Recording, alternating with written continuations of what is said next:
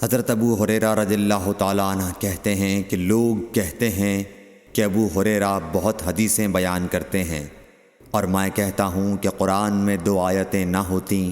تو میں کوئی حدیث بیان نہ کرتا۔ پھر یہ آیت پڑھی جس کا ترجمہ یہ ہے،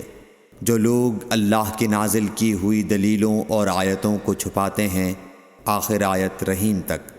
واقعہ یہ ہے کہ ہمارے مہاجرین بھائی تو بازار کی خرید و فروخت میں لگے رہتے تھے،